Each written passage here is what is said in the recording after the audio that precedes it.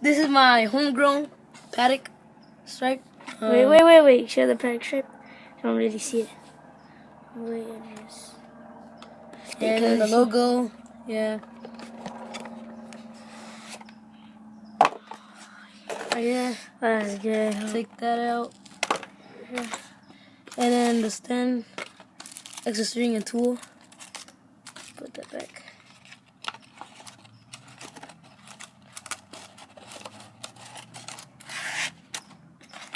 So this is the Kinama.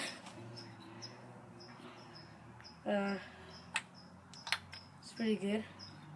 I like doing UFOs.